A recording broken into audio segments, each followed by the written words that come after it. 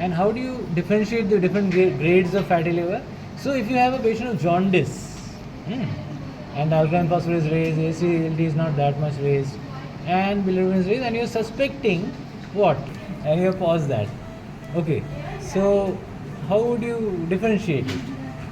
Whether it's obstructive jaundice or not on the ultrasound.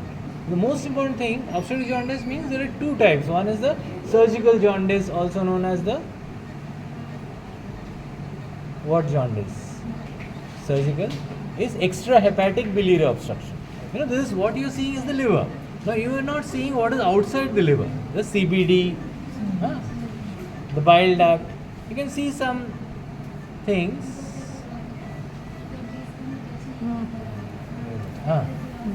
So this is of course not that. This is just the hepatic veins meeting into the IVC. Now CBD will be difficult to get here. So what is the most important thing that you need to see in the liver to distinguish whether it's a surgical jaundice, that is extrahepatic biliary obstruction, or the intrahepatic biliary cholestasis? You need to check for, if it is extrahepatic biliary obstruction, then there will be intrahepatic biliary dilation. So how will you check that, whether there is intrahepatic biliary dilation or not? So you look for dilated biliary canalic biliary. Koddiga noppi. Can you just make a straight? Koddiga ikkada straight aye. Ikkada bandu. Other side. Just take it that side. Hold this hand.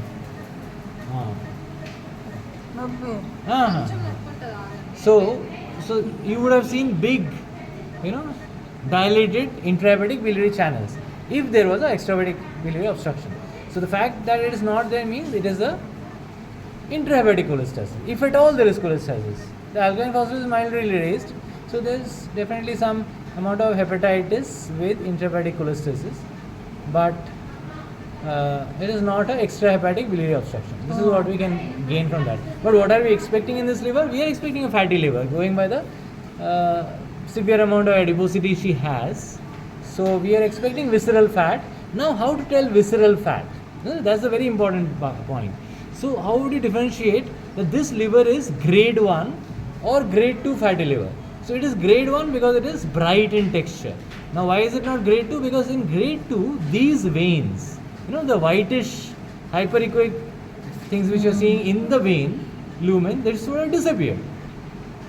You wouldn't have seen them. So this is again just grade 1. Now the liver, if it becomes like this, white, like the diaphragm, this is the diaphragm. See, diaphragm. So if it becomes as white as the diaphragm, then it's grade 3. So how do you know that this is bright? Okay, sorry. You look at the spleen. You keep it there. Okay. Yeah, I know. She's having shortness of breath. Let us look at a spleen. Let's see where is the thing? Gel.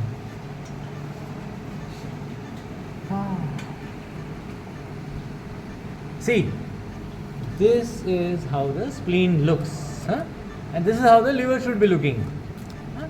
Dark, see, small spleen, and look at the diaphragm, bright and dark. This should be the color of the liver. But what are you seeing in the color of the liver? It's bright. So she's definitely got grade 1 fatty liver. But if the color of the liver was this bright, like the diaphragm, then it would have been grade 3. Okay. So as simple as that. We were expecting fatty liver, she's got that, but she doesn't have any intrahepatic biliary radicals, and it's grade 1. That's all. Visceral fat. And visceral fat is in the liver, it is in the heart, vessels, everywhere, and she is having multi-organ failure because of that. Even the renal, even the thyroid is affected because of that since 10 years, isn't it? How does the thyroid get affected by visceral adipocytes? How does the plaguing her, the most problematic thing, how does that happen? This is what you have to review the literature for. Okay, once this video is uploaded and people see it, and then they might hear the question here, and then they will review the literature. Until then, we can switch off.